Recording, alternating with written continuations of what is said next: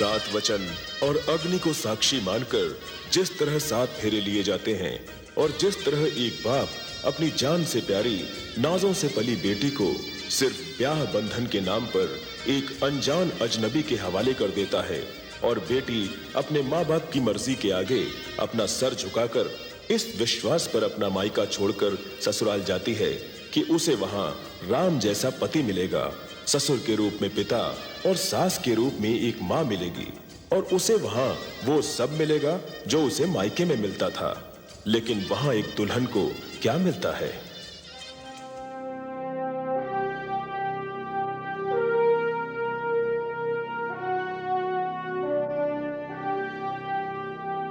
बस इतना ही सामान लेकर आई हो? अरे ये क्या कम है, पहली बार के लिए इतना काफी है। याददाश्त कमजोर हो गई है तुम्हारी।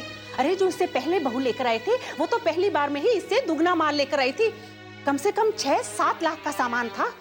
अरे हाँ, ये शादी की गहमा गहमी में मैं पुरानी बातें सब भूल गया। अब क्या करे संतोष? करना क्या है, जरा बलीराम को तो बुलाओ। इस वक्त? हाँ इसी वक्त। अरे इस वक्त तो वो अपनी नई नवेली दुल्हन के साथ अपने कमरे में होगा। इसीलिए तो कह रही हूँ कि उसे बुलाओ। जो बहू इतना मामूली दहेज लेकर आती है वो ससुराल में अपनी पहली रात अपने पति के साथ नहीं बल्कि अकेली, बिल्कुल अकेली काटती है। क्या? हाँ, और अब खड़े खड़े यही बातें करते रहोगे या जाओगे भी? जाओ।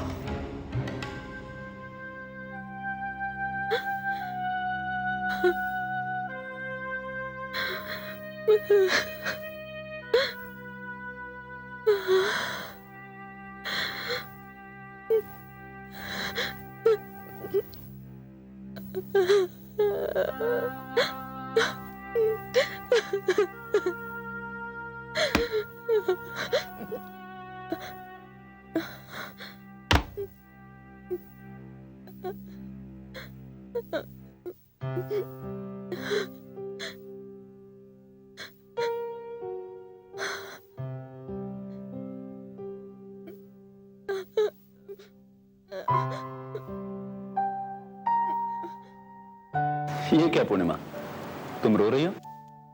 ये रोने धोने के रिवाज बहुत पुराने हो गए, अब रोना बंद करो। और वैसे भी अब तुम अपने मायके में नहीं ससुराल में हो और रोने धोने के लिए सारी उम्र तो पड़ी ही है हमारे पास। अब अपना ये प्यारा सा चेहरा मुझे दिखा दो। बलिराम! बलिराम!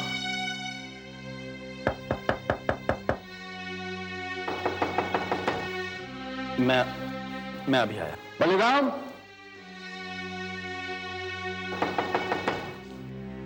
बलिराम! बेटा बलिराम! जी आप?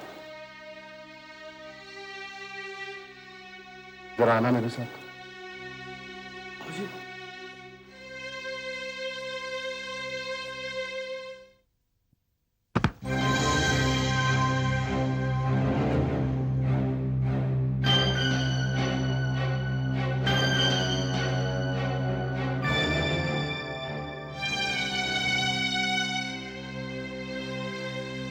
क्या हुआ माँ? क्या बात है? अरे बेटा, ये बहू का बाप निहाल चंद तो बड़ा ही काइया निकला।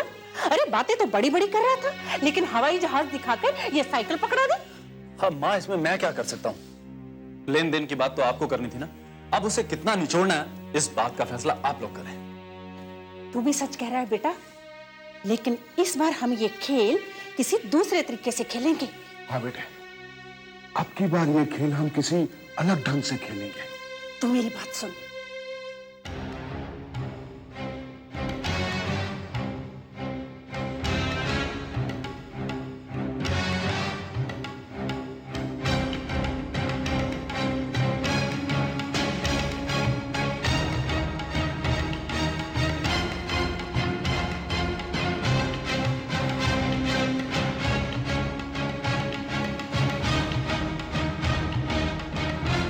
हाँ माँ, मैं समझ गया। यानी अब मुझे उसे मायके भेजना होगा। गायत्री, बेटी की शादी हो गई। एक बड़ी चिंता, बड़ा बोझ उतर गया। अब चैन आया है मन को। अरे लेकिन तुम्हें क्या हुआ? कभी कभी ऐसा लगता है हमने अपनी बेटी के साथ बड़ा अन्याय किया है, बड़ी ज्यादती की है हमने उसके साथ। अरे ये क्या कह रही हो गायत्री? क्या ज्यादती की हमने उसके साथ?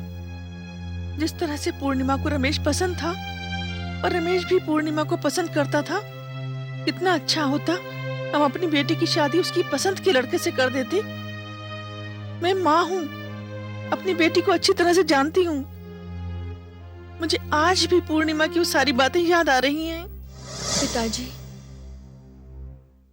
पिताजी, मैं रमेश को अपने साथ लेके आई हूँ। रमेश,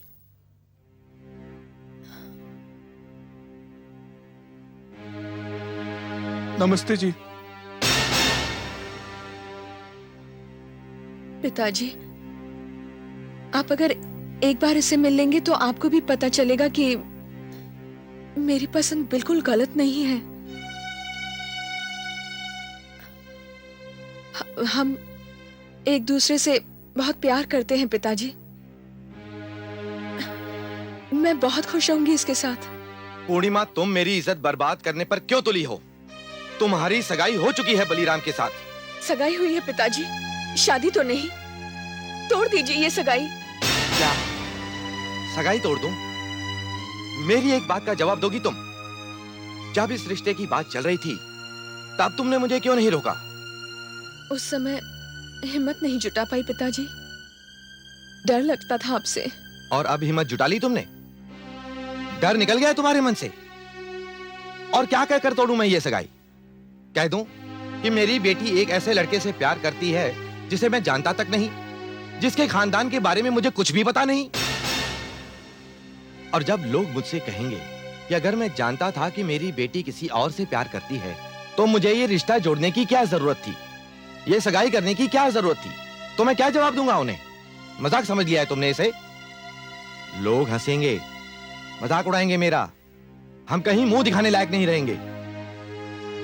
ये रिश्ता, ये सगाई का बंधन दो परिवारों की इज्जत का सवाल है। और एक बात अच्छी तरह से समझ लो, बेटी मां बाप के जिगर का टुकड़ा जरूर होती है, लेकिन साथ ही साथ वो मां बाप की नाक भी होती है। नाक कट जाए तो जिंदगी मौत से बदतर हो जाती है। तुम्हारी शादी उसी घर में होगी, मनसाराम के बेटे बलीराम के साथ। और अगर तुमने मेरी मर्जी के खिलाफ कदम उठाया तो मैं अपनी जान देने में जरा भी देर नहीं करूंगा। लड़के, अगर तुम्हारी रगों में शरीफ मां बाप का खून दौड़ रहा है तो तुम आज के बाद मेरी बेटी पूर्णिमा की तरफ आंख उठाकर भी नहीं देखोगे। तुम जा सकते हो। पिताजी,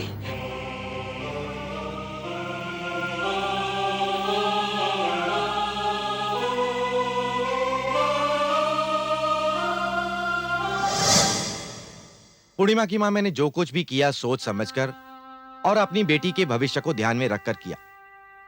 आजकल अच्छे लड़के मिलते कहां हैं? लड़कियां बूढ़ी हो जाती हैं अच्छे रिश्तों के इंतजार में। और मैंने जहां रिश्ता किया है वहां इतना दहेज दिया है कि वो लोग खुश होंगे। अरे, इस वक्त कौन आया है? मैं देखता हूं। अरे पूर्णिमा बेटी, तुम? दामाद जी कहां हैं? मैं अंदर आ जाऊं? आजा बेटी, आजा आजा।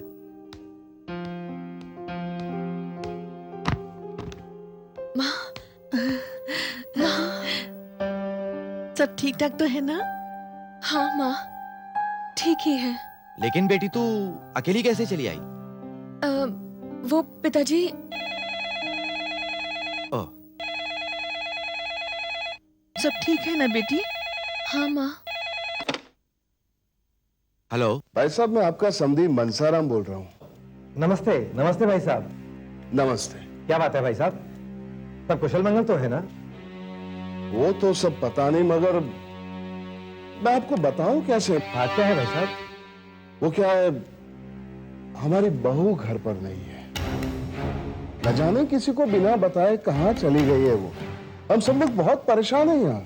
वो बात ऐसी है भाई साहब के वो अभी अभी यहाँ आई है। अच्छा, वो वो आपके घर आई है? हाँ भाई साहब, अभी अभी आई है। बहुत अच्छा लगा ये सुनकर भाई साहब। हमारे सर से चिंता का बोझ हल्का हो गया। मगर आप एक बात हमारी बहू से जरूर पूछिएगा। अगर उसे अपने मायके ही जाना था तो हमसे बताकर जाती। हम उसे मना तो नहीं करते ना। तो क्या वो आपको बिना बताए यहाँ चली आई है? हाँ भाई साहब, और उसके जाने के बाद अब हम सब लोग यहाँ बहुत परेशान हो गए हैं। भाई साहब, मैंने ये सोचकर आपको फोन किया कि वो आपकी इकलौती बेटी है और अपने मायके के अलावा कहाँ जाएगी वो। ठीक है, अब जो हुआ सो हुआ। मैं बलीराम को भेज दूंगा उसे लाने के लिए। अच्छा, रखता हूँ फोन। नमस्ते भाई साहब। नमस्ते जी। सुनिए जी, गुस्से में तो आपने मेरी एक बात नहीं मानी और पूर्णिमा की शादी उस घर में कर दी, और आज जिन हालात में वो यहाँ आई है। गायत्री, मैं उससे कुछ नहीं पूछूंगा, लेकिन तुम उससे जरूर पूछो। पूछो उससे कि वो ससुराल में किसी को कुछ बिना बताए यहाँ कैसे चली आई। लेकिन पूर्णिमा तो कुछ और ही बता रही है।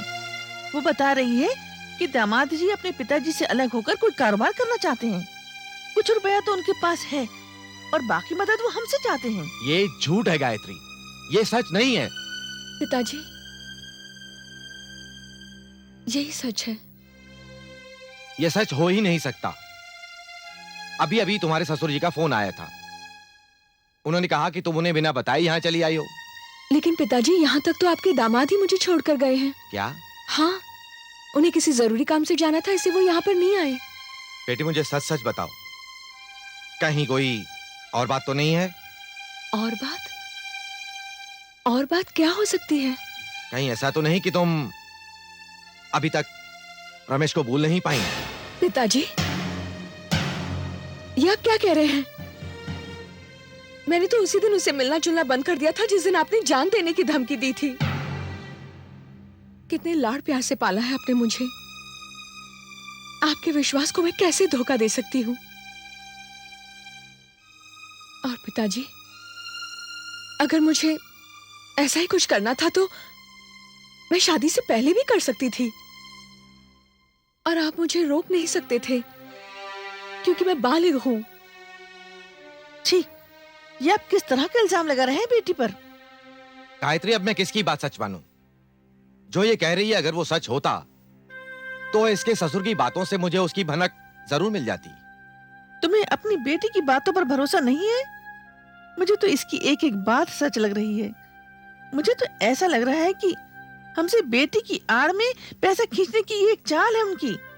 नहीं गायत्री, कमीने से कमीना और लालची से लालची आदमी भी इतना जल्दी अपना रंग नहीं बदलता। मुझे जिंदगी का बहुत तजुर्बा है। पिताजी, आप मेरी बात माने या ना माने, मैंने तो आपको बता दिया है कि मैं आपसे मदद मांगने के लिए आई थी, क्योंकि जिस तरह से आपके दामाद ने मुझे बातें बताई हैं, जिस तरह से इन लोगों का पिछले हफ्ते से बर्ताव रहा है, उससे तो यही पता चलता है कि मेरे ससुर में और मेरे पति में बनती नहीं है। मैं उस घर में नहीं हूं पिताजी। मेरी तो मजबूरी यह है कि मैं कुछ बोल भी नहीं सकती। मुझे इस बात का शक उसी दिन हो गया था जिस दिन आपने मुझे इस घर से विदा किया था। कोई भी बाप अपने बेटे को उस समय नहीं बुलाता जिस समय वो अपनी पत्नी के साथ हो और जो सुहाग की सेज पर बैठी हो। आप मेरा विश्वास कीजिए पिताजी, जिस समय मैंने अपने पति के साथ अग्नि के फेरे लिए, उसी समय उसी अग्नि में रमेश की सारी यादें मैंने जला दी। आप मेरा विश्वास कीजिए पिताजी। मैं जानती हूँ बेटी, तुझे अच्छी तरह से जानती हूँ। अगर तेरी चिंता सही है तो तेरे पिता मदद जरूर करेंगे। क्यों नहीं करेंगे? तू परेशान मत हो। चल, तू पहले कुछ खा ले। चल।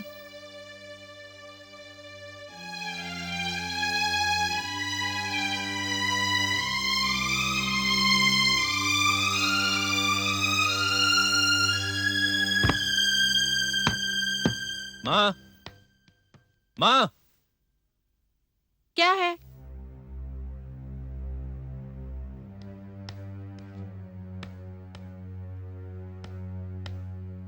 ठीक है, ठीक है। माँ जी, वो मैं अपने मायके आपकी इजाजत लेकर ही गई थी, लेकिन मेरे पिताजी कह रहे थे कि क्या मतलब? मैंने कुछ कहा तेरे पिताजी से? आपने कुछ नहीं कहा, पर बाबूजी ने फोन करके इसके पिताजी को बोला। नहीं बेटा, यहाँ से किसी ने कोई फोन नहीं किया। अब समधी जी अपनी बेटी से ये सब क्यों कह रहे हैं? ये तो भगवान जाने या समधी जी जाने। माँ, सब जानते हैं कि बाबूजी और मेरी नहीं बनती, लेकिन इसका ये मतलब तो नहीं कि वो मेरे ससुराल में ऐसे फोन करें। मैं सोच भी नहीं सकता था कि बाबूजी ऐसा करेंगे। अरे मैंने कहा ना, यहाँ से किसी ने कुछ नहीं कहा। अब समधी जी और तेरी बीवी तेरे और तेरे बाबूजी के झगड़े को बढ़ाकर तुझे हमसे अलग करना चाहते हैं, तो और बात है। नहीं माँ जी, ऐसी कोई बात नहीं। पूर्णिमा, तुम अंदर जाओ। लेकिन मैंने कहा ना, तुम अंदर जाओ। ठीक है।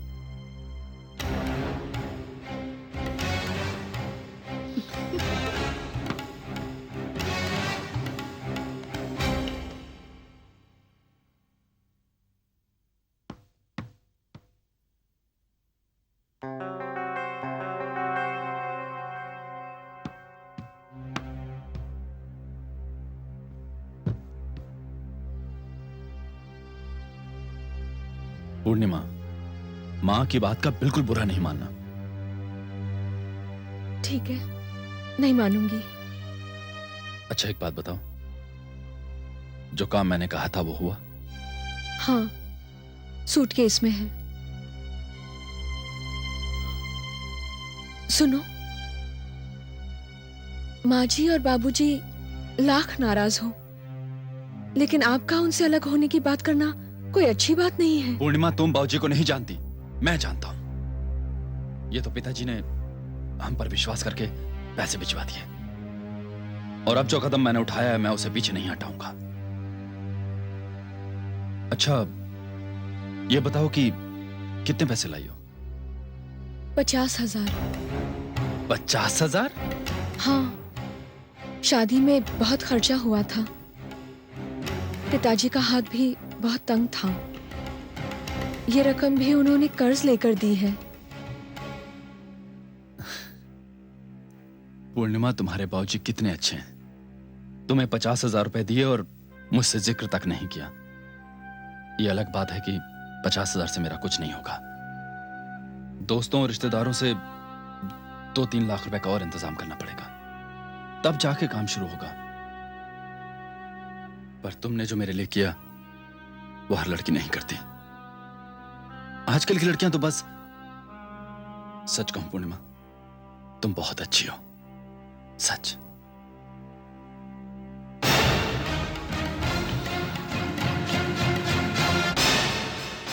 संतोष, संतोष, अरे संतोष, कहां चली गई? संतोष, क्या है? सुन रही हूँ, बहरी नहीं हूँ। सुन रही हो ना? तो ये खबर सुनकर तुम्हारे कान के पर्दे फट जाएंगे। अरे लुट गए हम, बर्बाद हो गए। हाय राम, क्या हुआ? मैं बस के अड्डे से गुजर रहा था तो वो अपने नासिक वाले बेनी प्रसाद है ना, उनसे भेंट हो गई। हाय राम, तो क्या बेनी प्रसाद ने तुम्हें लूट लिया? अरे पूरी बात तो सुनो भाग्यवान। बैठो बैठो।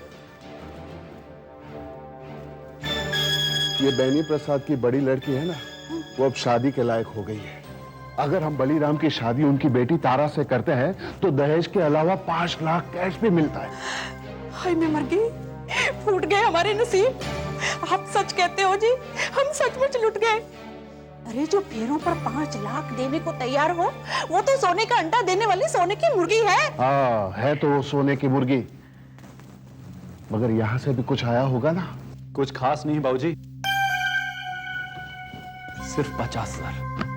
क्या? सिर्फ 50,000? हाँ माँ, सिर्फ 50,000। और बाबूजी, उसके लिए भी मेरे ससुर को कर्ज लेना पड़ा। लगता है अब इन तिलों में तेल नहीं है। लेकिन अब ये 10 लाख की आसामी जो है, इसका क्या करूं? इसका क्या करना है? जाकर पकड़ लो। हाँ हाँ पकड़ लूं, लेकिन इसका क्या करे संतोष? इसका भी वही करेंगे जो पहली वाली का किया। लेकिन तुम मेरी बात नहीं समझती। लेकिन छोड़ो, पहली वाली के किसी को पता चला? इसमें बलीराम की राय लेना बहुत जरूरी है। बाबूजी, आज तक मैंने आपकी बात टाली है जो अब टालूंगा, और ज्यादा से ज्यादा होगा भी क्या, फांसी तो होगी नहीं। शाबाश बेटे। बहुत अच्छे बेटे। अब भगवान का नाम लेकर शुरू करते हैं शुभ कार्य। हाँ, तो अब बताइए आप यहाँ कैसे? दरअसल बेनी प्रसाद जी, मैं बहुत परेशान हूं। क्यों, क्या परेशानी है? क्या बताओ बेनी प्रसाद जी, अभी महीने भर पहले ही मैंने मेरे इकलौते बेटे बलीराम की शादी की थी। पता नहीं पिछले जन्म में कौन से पाप किए थे, कैसी बदचलन और बदमिजाज बहू मिली है हमें। हमसे बिना बताए घर से चली जाती है और फिर बेशर्म होकर घूम फिरकर वापस घर चली आती है। ऐसी आवारा और बदचलन बहू को आप वापस कैसे आने देते हैं? तो क्या करूं, लोगों के सामने अपनी इज्जत का तमाशा करूं? मेरा बली तो इस लड़की से शादी नहीं करना चाहता था।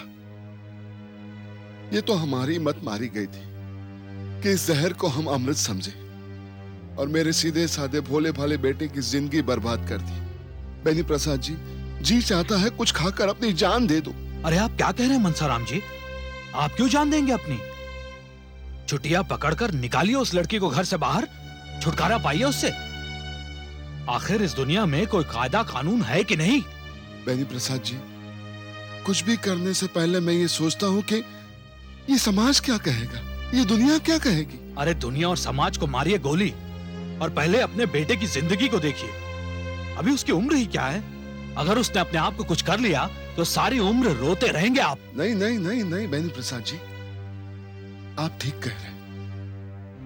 मैं अभी घर जाकर उस काली नागन से छुटकारा पाता हूं। आपने मेरी चिंता का बोझ हल्का कर दिया, धन्यवाद। हाँ जी, ऐसी भी क्या जल्दी है? रुकिए और खाना वाना खा कर जाइए। अब खाना कहाँ गले से नीचे उतरेगा बेनी प्रसाद जी। वहां मेरे बेटे के सर पर सदमे की ऐसी बिजली गिरी है, शर्म के मारे उसने घर से बाहर निकलना बंद कर दिया। तो आज्ञा दीजिए, चलता हूं मैं।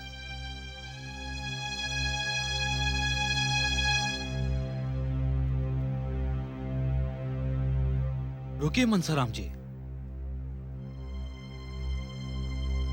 जी देखिए, पांचों उंगलियां बराबर नहीं होती। मैं कुछ समझा नहीं।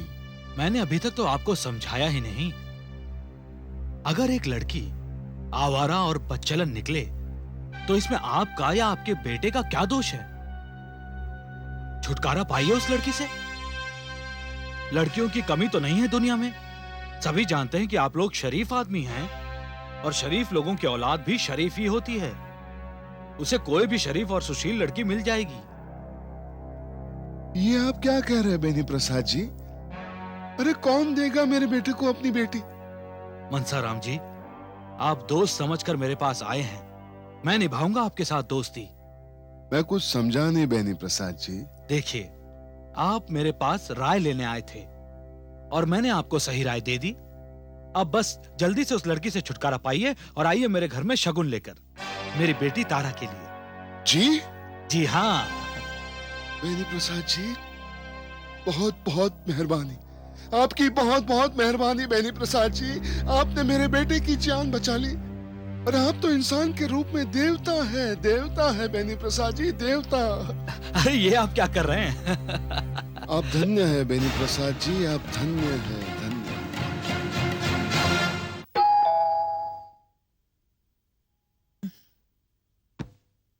अरे दामाद जी, आप कैसे हो बेटा? ठीक माँ जी। कौन आया है? जी दामाद जी आए हैं। अरे दामाद जी आप। जाओ बेटा, बाबूजी के साथ बैठो, मैं चाय लेकर आती हूँ। अच्छा? जीते रहो। क्या बात है बेटे, कुछ परेशान दिखाई दे रहे हो? हाँ बाबूजी, परेशान तो हूँ, सच बात यह है कि अब ये परेशानी छुपाई भी नहीं जा सकती। लेकिन बेटे आखिर हुआ क्या है? बाबूजी, पूर्णिमा क्या हुआ पूर्णिमा को? पूर्णिमा कल से लापता है। क्या? घर पे बिना किसी को कुछ बताए पता नहीं कहां चली गई। मुझे तो लगा कि शायद वो यहां आई होगी। वो यहां नहीं आई बेटे। यहां नहीं आई? नहीं। तो फिर कहां गई होगी? बाबूजी, घर में सब उसको तलाश कर रहे हैं, सब परेशान हैं। क्या? हाँ बाबूजी, अभी तक हमने ये बात सबसे छुपा कर रखी थी, क्योंकि ये पहली बार नहीं हुआ, इससे पहले भी कई बार हो चुका है। यहां तक कि पिछली बार जब वो यहां आई थी तो मेरी मर्जी के खिलाफ आई थी। लेकिन बेटे उसने तो कहा था कि तुम उसे यहां छोड़कर गए थे। क्या? मैं छोड़कर गया था? हाँ बेटे, और वो यहां से 50,000 रुपए भी ले गई थी। क्या? हाँ, और उसने तो ये भी बताया कि तुम्हारे और तुम्हारे पिताजी के बीच कुछ अनबन चल रही है। नहीं बाबूजी, ये सरासर झूठ है, ये बिल्कुल सच नहीं है। मुझे तो हैरत हो रही है कि उसने आपके साथ ऐसा क्यों किया। बाबूजी, मैं भगवान की सौगंध खा के कह रहा हूं, मुझे 50,000 के बारे में कुछ नहीं पता, और अगर उसे पैसे चाहिए थे तो वो मुझसे मांग सकती थी, मैं उसे देता। और आप बताइए, हमें किस चीज की कमी है? भगवान का दिया हुआ हमारे पास सब कुछ है, फिर हम आपसे पैसे क्यों मांगेंगे? बाबूजी, अगर हमें पैसे मांगने होते तो हम शादी से पहले दहेज में डिमांड करते हैं, पर हम उन कमीनों में से नहीं है जो दहेज मांगते हैं। बाबूजी, घर में सब परेशान है, उसका फोन आए या उसका पता चले तो मुझे जरूर बता दीजिएगा।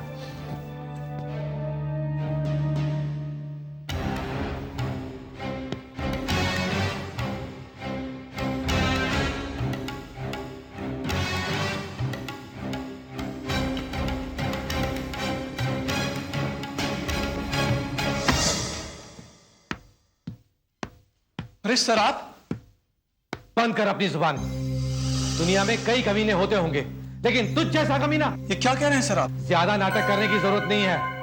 पता पूर्णिमा कहाँ है? पूर्णिमा वही होगी जहां उससे आपने भेजा था। मुझे तो पूर्णिमा से मिले ठीक 6 महीने हो गए हैं, और जब से आपने मुझे मना किया था पूर्णिमा से मिलने के लिए, तब से आज तक मैं उससे कभी नहीं मिला। तुम झूठ बोल रहे हो। मैंने तो यह सोचकर उसकी शादी अच्छे घर में करवा दी थी कि वो तुझे भूल जाएगी, लेकिन मुझे क्या पता था कि वो शादी के पवित्र बंधनों को भूलकर तेरे साथ। बस कीजिए सर, बहुत बोल चुके हैं आप। लगता है आप अपने होशो हवास खो बैठे हैं। ये सच है कि मैं पूर्णिमा से प्यार करता था, और आज भी करता हूं, लेकिन पूर्णिमा जैसी शरीफ और अच्छी लड़की के जिस्म को छूने के ख्याल से भी मैं घबरा जाता हूं। मैं सिर्फ इतना ही कहूंगा कि अगर इस दुनिया में पूर्णिमा नाम की लड़की शरीफ नहीं है, पवित्र नहीं है, तो पवित्र नाम की चीज से इस दुनिया का विश्वास उठ जाएगा।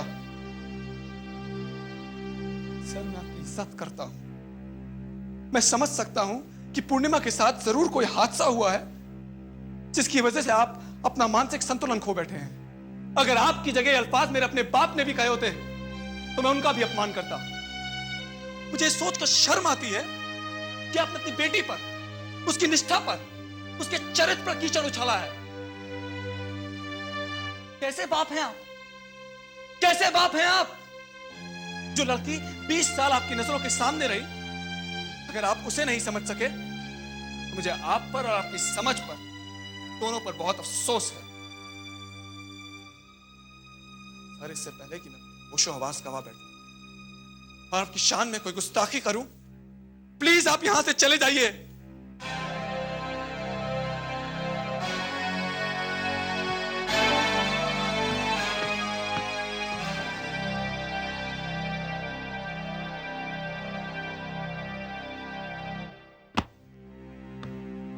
अरे आप कहाँ थे? आप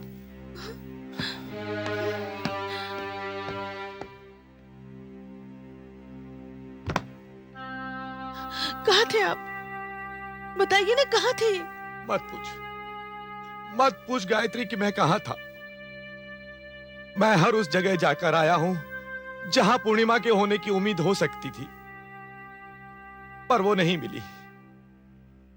गायत्री, हम लुट गए, हम बर्बाद हो गए। हमारी इज्जत सरे बाजार नीलाम हो गई गायत्री। पूर्णिमा की ससुराल वालों ने पुलिस में रिपोर्ट लिखाई है। अब पुलिस भी उसकी तलाश करेगी। भगवान जाने वो कहां है।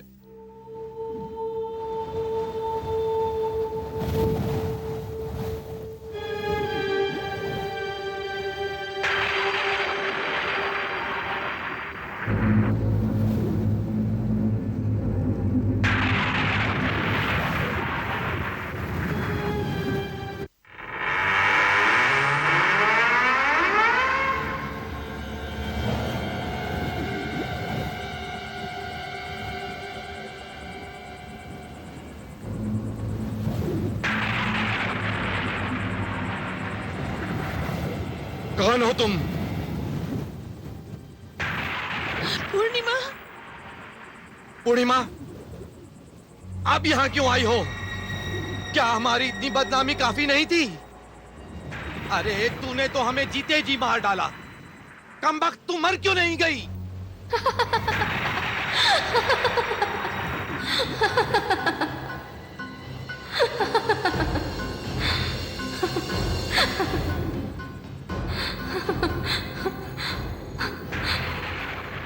मैं जिंदा कहाँ हूँ पिताजी?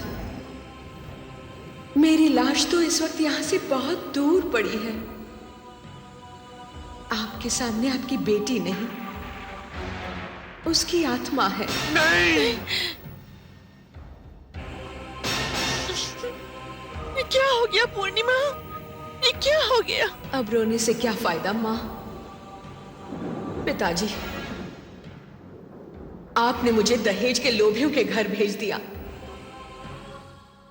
उसी ने, यानी मेरे पति ने मुझे यहां पे भेजा था आपसे रुपया लेने के लिए। लेकिन बेटी वो तो कहता है कि उसे रुपए मिले ही नहीं और उसको रुपयों के बारे में कुछ भी पता नहीं। ये सब गलत था, ये सब झूठ था पिताजी। ये सब उनकी साजिश थी। इस सब के पीछे एक बहुत गहरा राज है। लेकिन कुछ भी हो, मैं उन लोगों को छोड़ूंगी नहीं। बेटी, ये जो कुछ भी हुआ उसके लिए तू मुझे माफ कर दे। मैं तो तुझे ढूंढने के लिए रमेश के घर भी गया था। वहां मैंने उसे बहुत बुरा भला भी कहा। इस सब में उस बेचारे का क्या दोष पिताजी? मेरी इज्जत पर कोई धब्बा ना लगे, मुझ पर कोई उंगली ना उठाए, इसलिए उसने मुझसे मिलना ही बंद कर दिया था। बस एक बार शादी से पहले उसका फोन आया था, और वो भी यही बताने के लिए कि वो मेरा नाम लेकर जिंदगी गुजार देगा, लेकिन मुझसे मिलने नहीं आएगा। ये सब हुआ कैसे?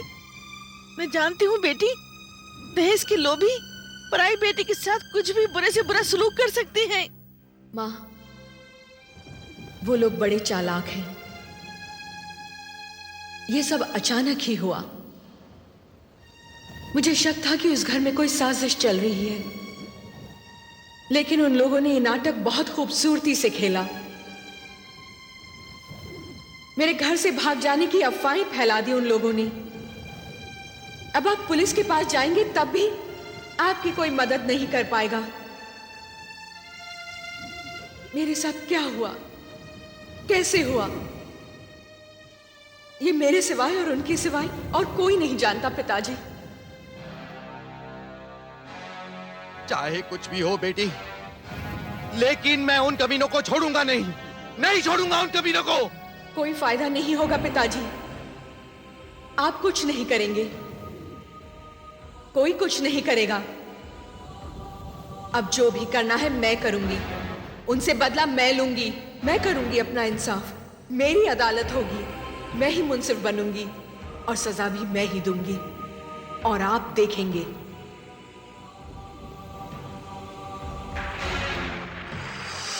बेटी, बेटी,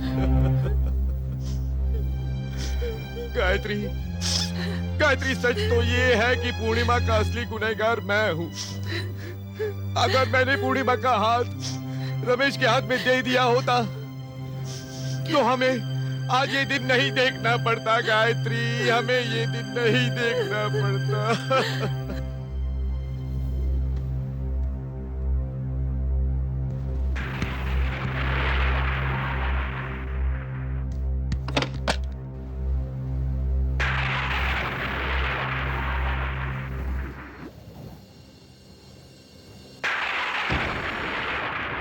किसे फोन कर रहे हो रमेश? पूर्णिमा, तुम? सब लोग घर पर तुम्हारे लिए परेशान हैं। अभी मैं तुम्हारे ही घर पर फोन कर रहा था। मैं जानती हूं। लेकिन ये सब क्या हो रहा है? आखिर तुम थी कहां? मैं इस वक्त कहां हूं तुम सोच भी नहीं सकते रमेश। और मेरी लाश ऐसी जगह पर है जहां पर कोई पहुंच भी नहीं सकता। ये सब क्या कह रही हो तुम? हाँ रमेश, मैं जिस्म नहीं आत्मा हूं। पूर्णिमा प्लीज प्लीज इस वक्त मेरे साथ मजाक मत करो। सच सच बताओ तुम कहां थी? यकीन नहीं आता तो छू कर देखो मुझे। जरूर देखूंगा।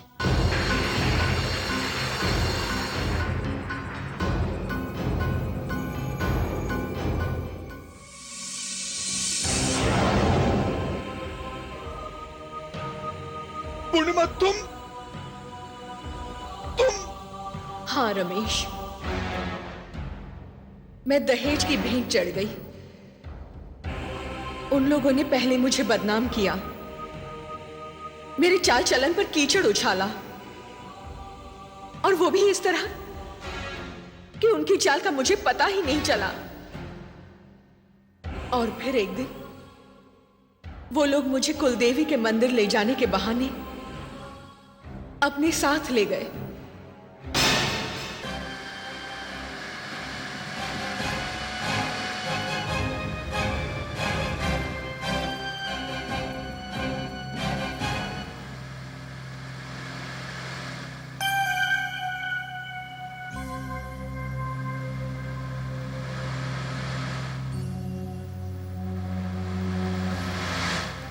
ये कहीं गलत रास्ते तो नहीं आए हम? नहीं, हम गलत रास्ते पर नहीं जा रहे। हम अपनी कुल देवी के दर्शन करने जा रहे हैं।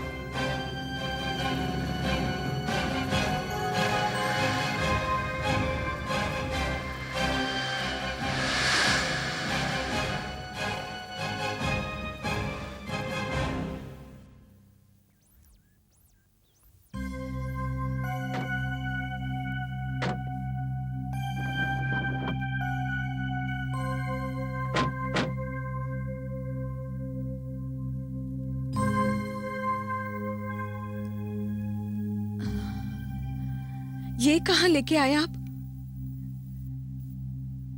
यहां पे तो कोई मंदिर नहीं है। सुनो जी, माँ जी,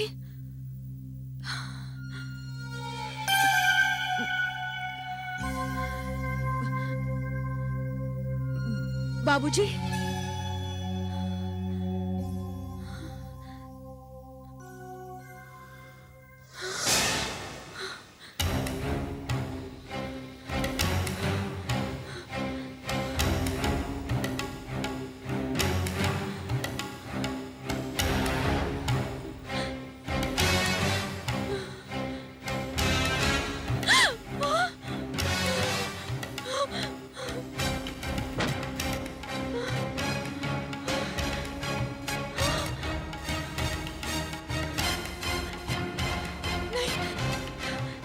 ये क्या कर रहे हैं आप?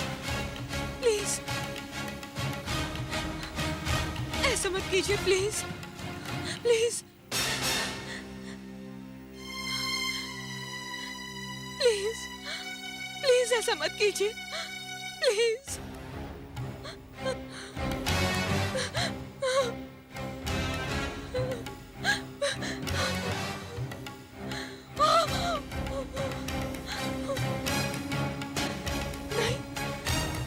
ये क्या कर रहे हैं आप?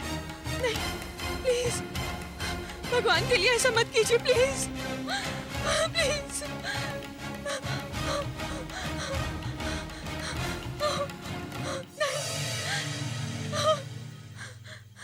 ऐसा नहीं कर सकते आप। नहीं, प्लीज, मैं आपके पाँव पड़ती हूँ, ऐसा मत कीजिए, प्लीज, प्लीज।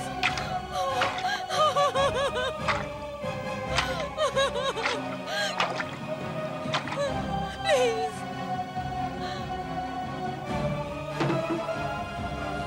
ये लो बलि बेटे, ये शुभ काम तुम अपने हाथों से करो। ऐसा मत कीजिए, नहीं, सुनिए।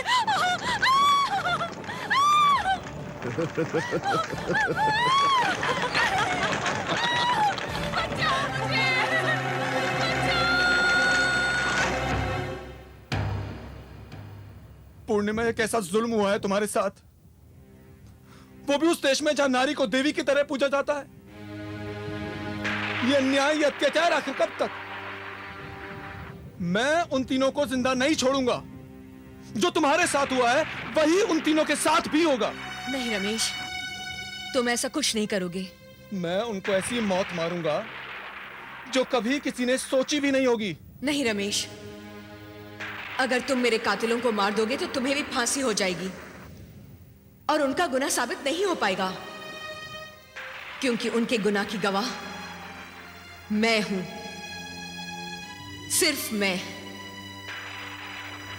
और एक बेजान लाश, एक गवाह, एक सबूत नहीं हो सकती। तो क्या तुम अपने कातिलों को यूं ही जाने दोगी? अगर मुझे फांसी होती है तो हो जाने दो। जिस दुनिया में तुम नहीं रही, उस दुनिया में मैं रहकर क्या करूंगा? नहीं रमेश, तुम्हें जिंदा रहना होगा मेरे लिए। मैं तुम्हारे पास इसलिए आई हूं कि अब जब मैं इस दुनिया में नहीं रही, मेरे माँ बाप बेसहारा हो गए हैं। तुम्हें उन्हें संभालना है। और फिर तुम ये मत समझो कि मेरे कातिल किसी और मासूम लड़की की जान लेने के लिए जिंदा रहेंगे। उनका बदला मैं लूंगी, उन्हें गुनाह की सजा मैं दूंगी, और वो भी तुम्हारी मदद से। तुम? मगर कैसे? कहा ना मैंने, तुम्हारी मदद से। क्या तुम मेरी मदद नहीं करोगे? करूंगा, हमेशा करूंगा। तो जो मैं कहती हूं सुनो।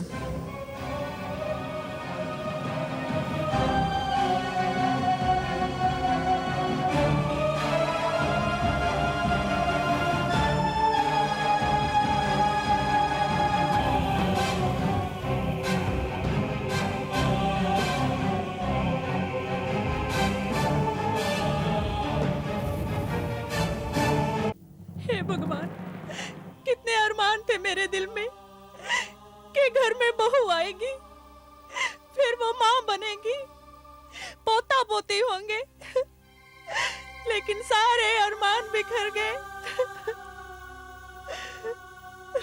बेनी प्रसाद जी, आप ऐसे समय पर आए हैं कि मनसाराम जी, मैं सही समय पर आया हूं। मैं आपके दुख में शरीक होने आया हूं। देखिए मनसाराम जी, इससे पहले भी मैंने आपको यही कहा था कि जो हुआ उसे भूलने की कोशिश कीजिए। इसमें आपका कोई दोष नहीं है और आपको शर्मिंदा होने की जरूरत भी नहीं है। मनसाराम जी, मैं एक दोस्त होने के नाते आपके पास एक प्रस्ताव लेकर आया हूं। कैसा प्रस्ताव? आप मेरी बेटी तारा को अपने घर की बहू बना लीजिए। जी?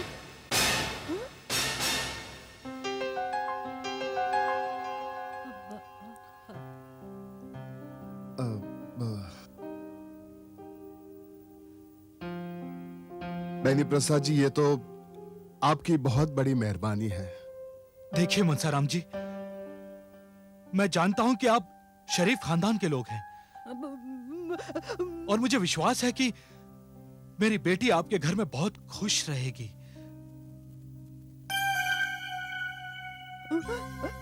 अगर आपको एतराज ना हो तो सगाई की रस्म अदा कर दीजिए। मैं आपको कैसे इनकार कर सकता हूं? आप तो अंधे की लाठी बनकर आए हैं। क्यों संतोष?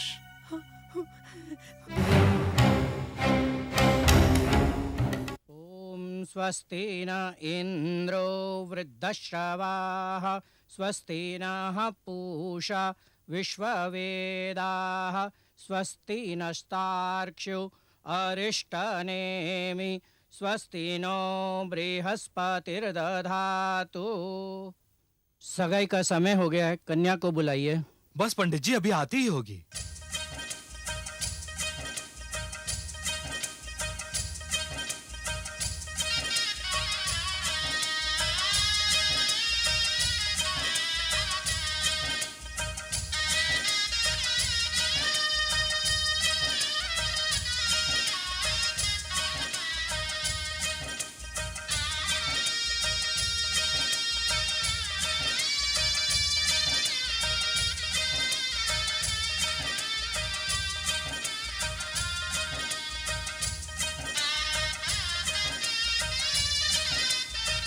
आओ बेटी।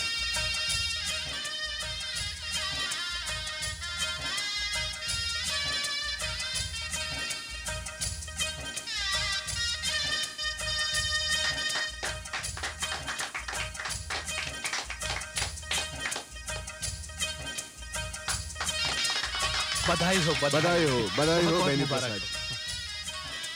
हो। मुबारक हो। जरा मेरे साथ आएंगे प्लीज।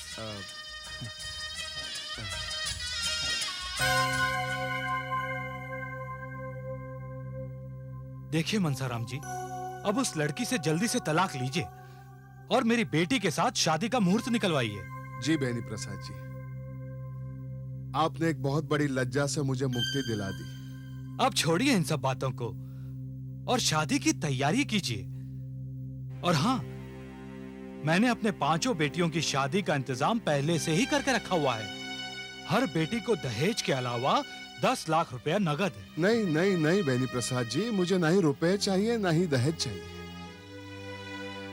मुझे तो बस एक ऐसी बहू चाहिए जो मेरे घर की इज्जत को बनाए रखे और मेरे बेटे की जिंदगी को खुशियों से भर दे। जी मनसाराम जी, आप जैसा चाहते हैं ना, बस वैसा ही होगा। जी।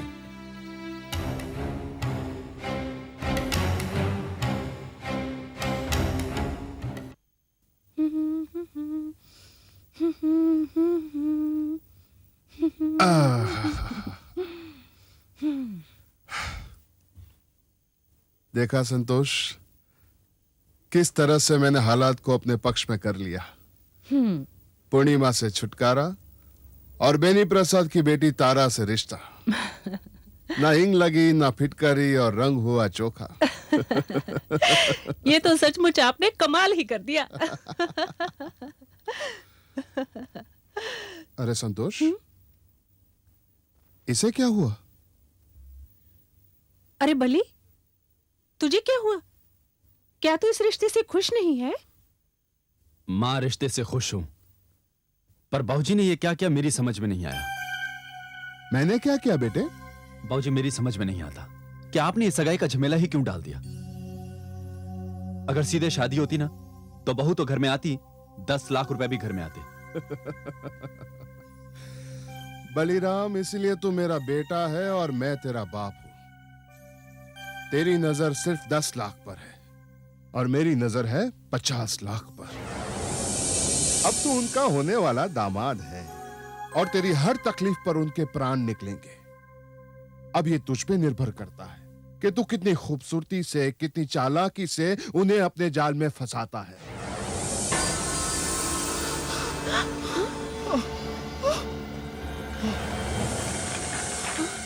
बाबूजी, ये क्या हो गया? बलिराम, ये यहाँ कैसे लगी? बाबूजी, बुझाओ इसे। गिराओ, गिराओ, बाबूजी, नीचे गिराओ। नीचे गिराओ जल्दी। बुझाओ इसे। अरे बली बुझाओ इसे। बाबूजी, क्या हो रहा बाबूजी? आग लगी कैसे? बली बेटे, पैर संभालना तुम्हारा।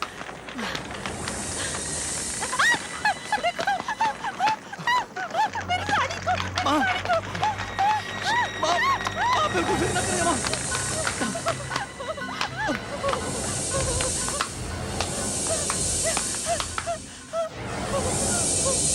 संभालो संतोष, संभालो अपने आप को, संभालो संभालो संतोष। मुझे क्या हो रहा है? पता नहीं ये सब क्या हो रहा है। रमेश, मुझे इन लोगों पर इतना गुस्सा आ रहा है कि लग रहा है अभी इन्हें जलाकर भस्म कर दूं। मगर क्या करूं, मजबूर हूं। रमेश, जो नाटक मेरे साथ शादी के बाद खेला गया वो इनके साथ अभी शुरू हो रहा है, और इस सब का कारण है वो माँ बाप जो अपनी बेटियों को भेड़ बकरी समझते हैं।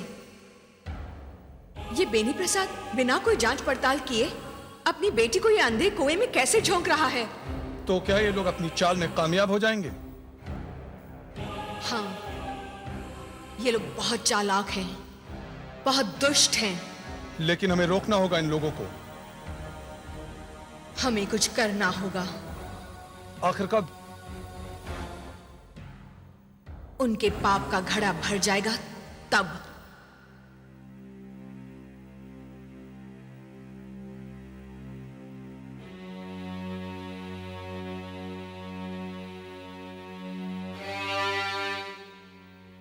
बलिराम बलिराम बलिराम, तुम ये कैसी बातें कर रहे हो? बेटे, मैं तुम्हें अपना कारोबार शुरू करने के लिए मना नहीं कर रहा हूँ। कारोबारी में लोग अपने दोस्तों से, रिश्तेदारों से, बैंकों से कर्ज लेते हैं। लेकिन बेटे, ये तो नई नई रिश्तेदारी है और इसमें ये कर्ज लेना, नहीं नहीं बेटे, ये अच्छी बात नहीं है। बेटे, वो लोग क्या सोचेंगे हमारे बारे में? बाबूजी, मैं कोई भीख या दान नहीं मांग रहा हूँ, कर्ज मांग रहा हूँ, और जैसे ही मेरा काम हो जाएगा सारा पैसा लौटा दूंगा। नहीं नहीं नहीं नहीं बली, ये नहीं हो सकता। बेटे, इस मनसाराम ने आज तक किसी के सामने अपना माथा नहीं टिकाया सिवाय भगवान के। ये बेनी प्रसाद पहले मेरे मित्र थे और अब रिश्तेदार हैं। अरे एक एहसान तो किया है उन्होंने हम पर, अपनी बेटी इस घर में देकर। अब दूसरे एहसान का बोझ उठाने की हिम्मत नहीं है मुझ में बेटे। अपने बाप की बात मान और ये ख्याल अपने दिल से निकाल दे बेटे। बेटे, ये पैसों की लेन देन है, और पैसे वो भी कम नहीं, पूरे 10 लाख। बाबूजी, आप मेरे बात समझने की। वाह मनसाराम जी, वाह। अरे बेनी प्रसाद जी, आप? नमस्ते। नमस्कार। नमस्कार बेटी। नमस्ते। जीती रहो बेटी।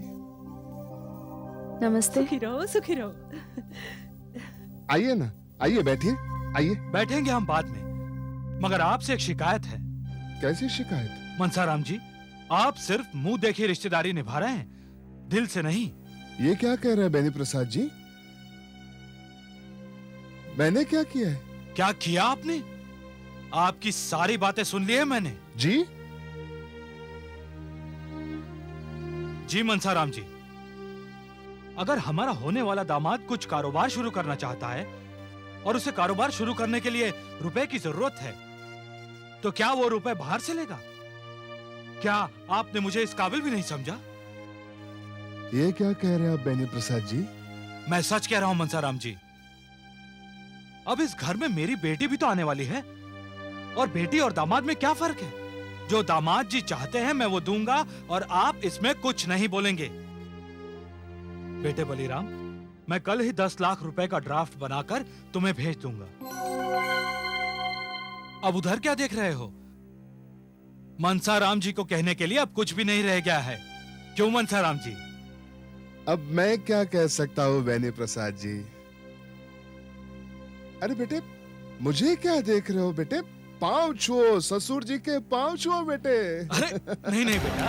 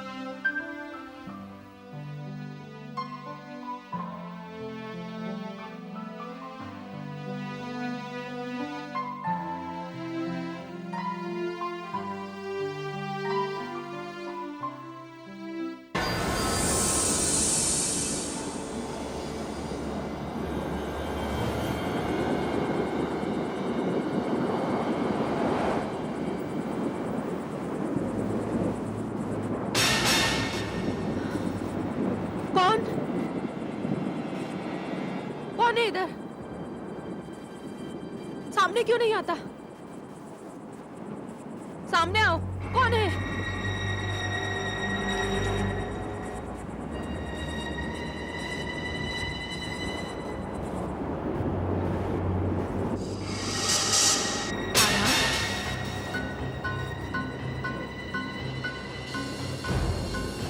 कौन?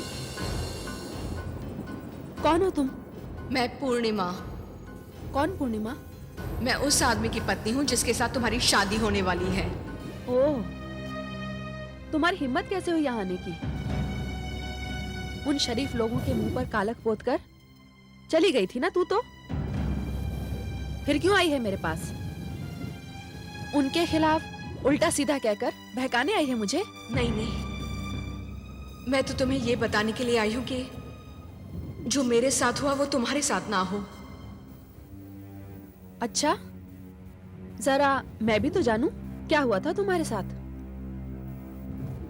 जो मेरे साथ हुआ वो किसी और के साथ ना हो।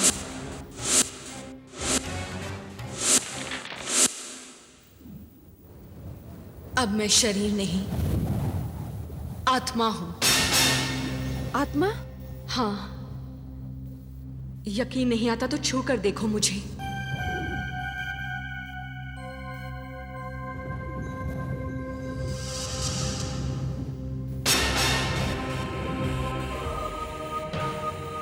डरो नहीं, मैं तुम्हें कुछ नहीं करूंगी।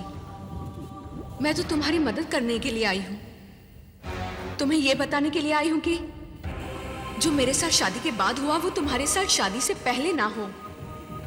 क्या मतलब है तुम्हारा? उन लोगों ने मेरे माता पिता से भी उसी तरह पैसा ऐंठा था जिस तरह तुम्हारे पिता से वो 10 लाख रुपए की मांग कर रहे हैं। शादी से पहले 10 लाख, शादी के बाद और जब कोई और बड़ी आसामी मिल जाएगी तब तुम्हारा भी वही हाल होगा। घर से भाग जाने का इल्जाम और उसके बाद आग का खेल। पर मैं तुम्हारी बातों का यकीन कैसे करूं? वहां खिड़की के बाहर रमेश खड़ा है, वो तुम्हें सारी सच्चाई बता देगा।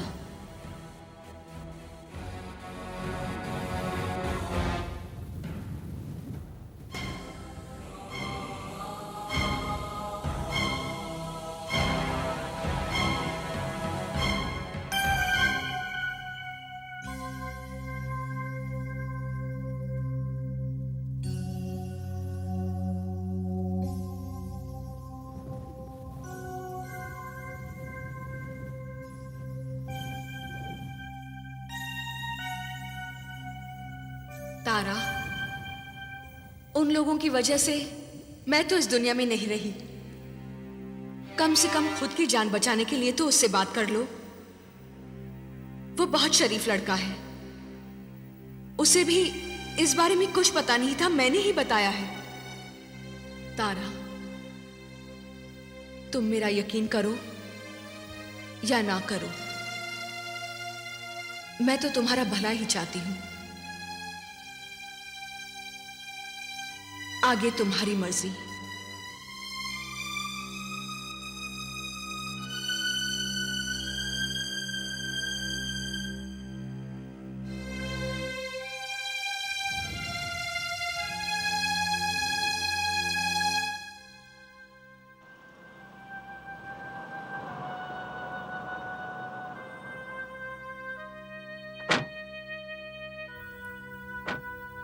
तारा जी, इस तरफ। तारा जी, ये देखिए, मेरी बात का यकीन करने के लिए सबूत। तारा जी, ये बड़ा कड़वा सच है, बड़ा भयानक सबूत है ये।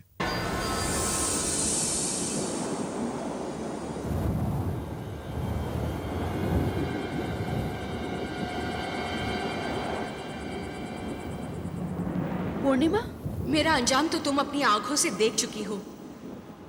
मुझे उम्मीद है कि मुझे इंसाफ दिलाने में तुम मेरी मदद करोगी। मुझे क्या करना होगा पूर्णिमा? हेलो, कौन? तारा बेटी? अरे कहां से बोल रही हो तुम?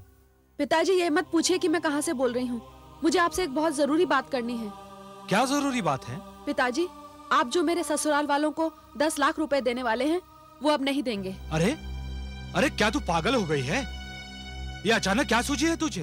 पिताजी, मैं जो कुछ भी कह रही हूँ बिल्कुल सोच समझ कर कह रही हूँ। शादी से पहले अपने होने वाले दामाद को यूं पैसे देना कोई अच्छी परंपरा नहीं है। लेकिन जबान देकर पलटना भी तो, लोग क्या कहेंगे हमारे बारे में? आप कोई बहाना भी तो कर सकते हैं। लेकिन बेटी। पिताजी, लेकिन वेकिन कुछ नहीं, इसी में हम सबकी भलाई है, खासकर मेरी। और पिताजी प्लीज प्लीज, आप और कोई सवाल नहीं पूछेंगे अभी। पर है कहाँ तू अब? पिताजी, मैं फिर फोन करके बताऊंगी। और हाँ, आप ये फोन 1 घंटे बाद करेंगे।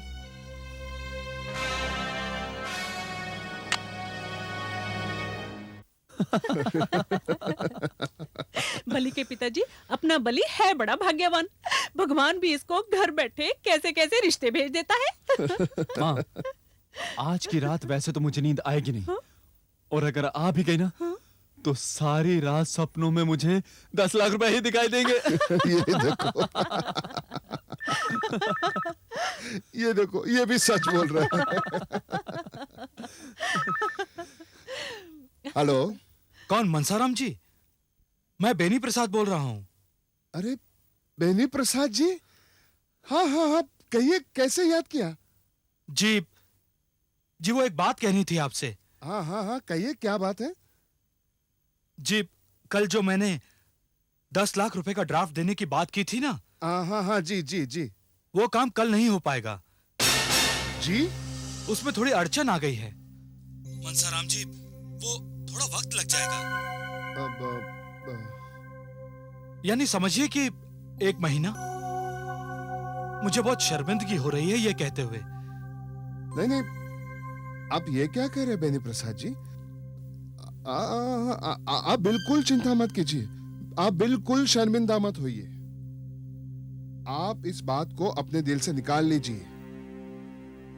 ये तो समय समय की बात है बेनी प्रसाद जी, आज ना तो महीने भर बाद। हाँ जी? नहीं नहीं, आप इत्मीनान रखिए, हमारी तरफ से इत्मीनान रखिए। हाँ, अच्छा।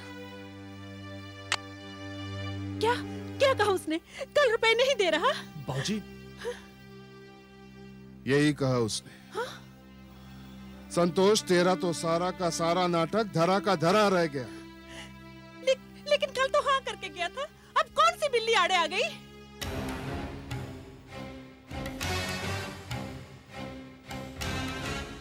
उसने गिरगिट की तरह रंग बदल लिया, लेकिन मेरा भी नाम मनसाराम है। एक बार उसकी बेटी बहू बनकर इस घर में आ गई ना, तो मैं 10 लाख की जगह 50 लाख वसूल करूंगा। बोलिए बेटे, तुम्हारे होने वाले ससुर को और तुम्हारी होने वाली दुल्हन को ये फोन बहुत महंगा पड़ेगा।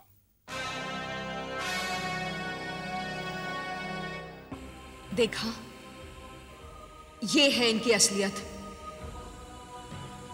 मैं तो खुश हूं कि तुमने ये सब वक्त से पहले देख लिया। तुम्हारी जिंदगी तो बर्बाद होने से बच गई। लेकिन मुझे खुशी तब मिलेगी जब तुम्हें इंसाफ मिलेगा। और मुझे इंसाफ तुम दिलाओगी।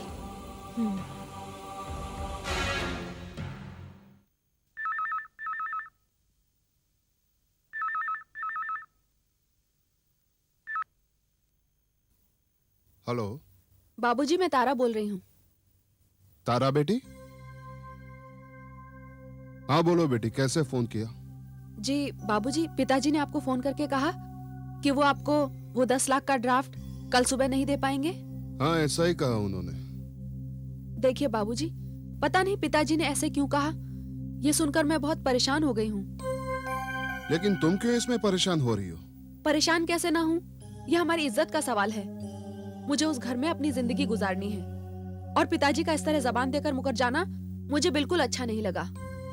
देखिए, आपके शहर में मेरा बैंक अकाउंट है, मैं आ रही हूँ आपके पास। मैं अपने बैंक से 10 लाख रुपए निकालकर दे दूंगी आपको। क्या तुम दोगी 10 लाख? जी बाबूजी, मैं दूंगी 10 लाख। मैं आ रही हूँ आपके पास। आप तीनों को चलना पड़ेगा मेरे साथ। हम तीनों को? क्यों, इसमें कोई बुराई है? नहीं नहीं नहीं नहीं नहीं नहीं बेटी, तुम तो हमारी होने वाली बहू हो। तो फिर आप तीनों चल रहे हैं ना मेरे साथ? हाँ हाँ हाँ, चल रहे ना बेटी, चल रहे। हाँ, सुखी रहो बेटी। हाँ, अच्छा। थैंक यू तारा जी। अजीब बात है, बाप ने कहा ना और बेटी कहती है हाँ। हम तीनों को जाना है, वो आ रही है हमें लेने। पर बाबूजी, ये कौन सा वक्त है बैंक खुला होने का? इस वक्त तो कोई बैंक खुला नहीं होता। अरे बेवकूफ, तुझे आम खाने से मतलब है या गुटलियां गिनने से? जा जाकर तैयार हो जा। और संतोष जी, आप भी जाकर तैयार हो जाइए, आपकी प्यारी प्यारी बहू आ रही है 10 लाख देने के लिए। अरे वाह भाई वाह, बहू हो तो ऐसी। रमेश, तारा उन तीनों को लेकर अपनी मंजिल की तरफ रवाना हो चुकी है। आज उनकी जिंदगी का सूरज हमेशा के लिए डूब जाएगा। पूर्णिमा, वो लोग बड़े खतरनाक हैं। अगर उन्हें तारा पर जरा भी शक हुआ तो वो लोग तारा का भी वही हश्र करेंगे जो उन्होंने तुम्हारा किया था। नहीं रमेश, इस वक्त वो लोग खतरनाक नहीं, लालची हैं। लालची लोग अपने अंजाम से बेखबर उसी खाई की तरफ जा रहे हैं जो उन्होंने दूसरों के लिए चुनी थी। इंसाफ की घड़ी आ रही है रमेश।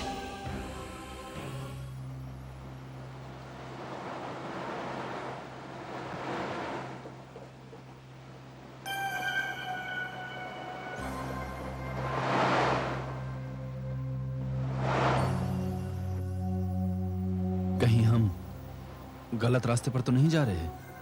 नहीं, ये बिल्कुल सही रास्ता है।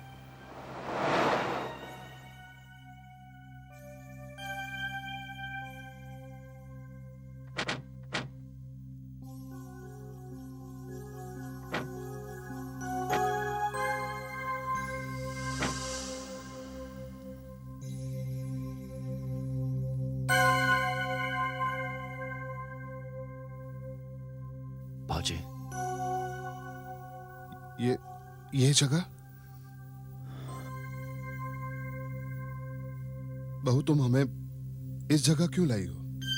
बाबूजी, यहाँ हमारी कुलदेवी का मंदिर है। आइए दर्शन कर लें।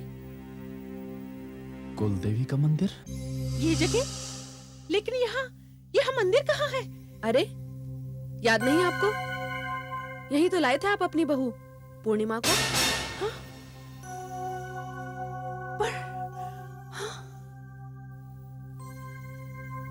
तुझे कैसे मालूम? मुझे मालूम हो गया है, सब कुछ मालूम हो गया है।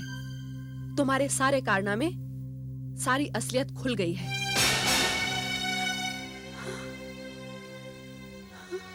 अच्छा, तो तुझे सब कुछ पता चल गया, इसीलिए तू हमें यहाँ लेकर आई है। यानी मेंढकी को जुकाम हो गया। हाँ? अब जब तुझे सब पता चल ही चुका है तो तू क्या समझती है, हमारे हाथों से जिंदा बच जाएगी तुम? अरे बेवकूफ लड़की, हम तुझसे पैसा भी वसूल करेंगे और तेरा भी वही हश्र करेंगे जो पूर्णिमा का किया था।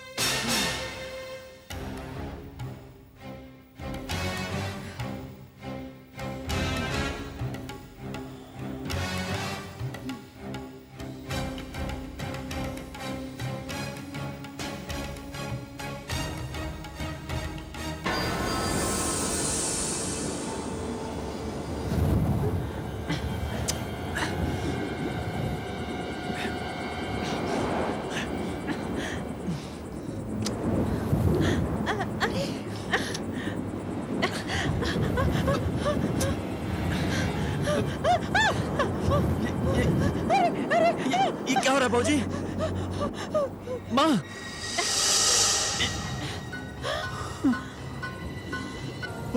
पूर्णिमा!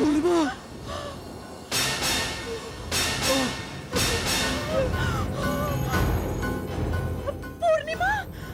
हाँ, मैं पूर्णिमा।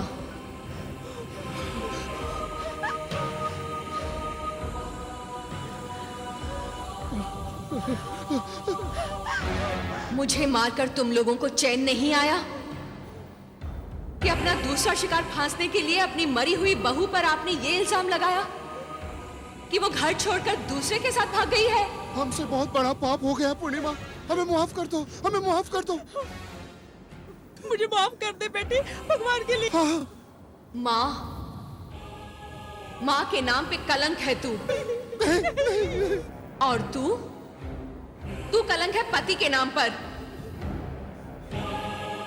तू तो सारे फसाद की जड़ है। ससुर के नाम पे एक ऐसा कलंक है जिसे गंगा जल भी नहीं धो सकता। और अब तुम तीनों का शिकार बनने वाली थी तारा। नहीं। कहो हाँ या ना? नहीं। ना? हाँ। मैं तो मर गई, लेकिन मेरी आत्मा अशांत थी।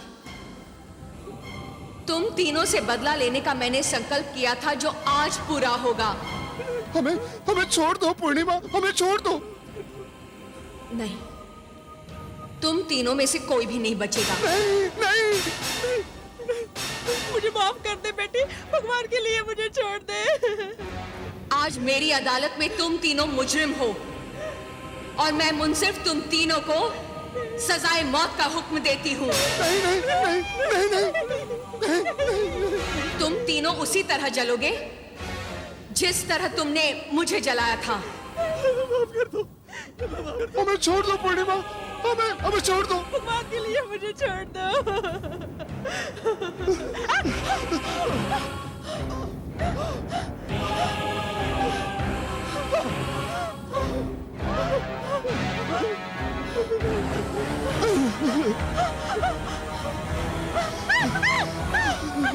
नहीं, आज तुम में से कोई नहीं बच सकता। दूसरों की बेटियों को जलाने वाले, आज उसी आग में तुम जलोगे।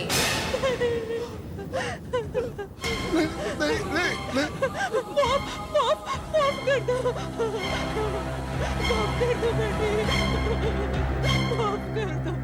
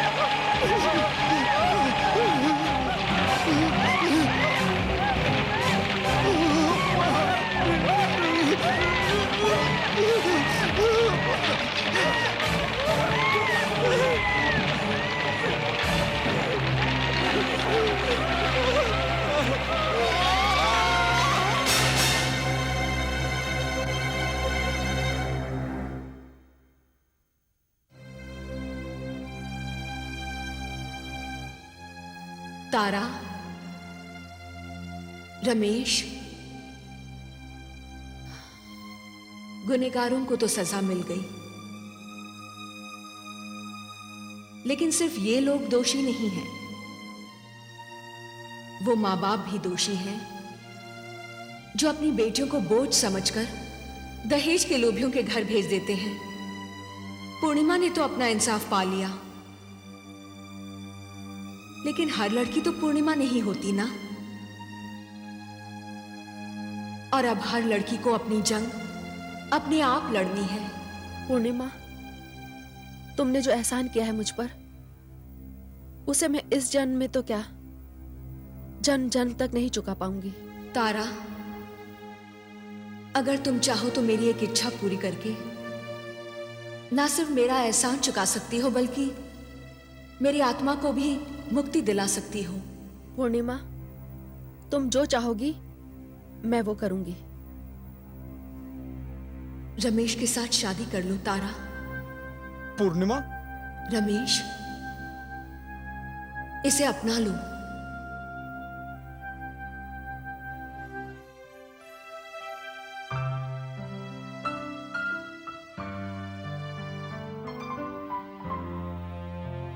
भगवान तुम दोनों को सदा खुश रखे। अलविदा।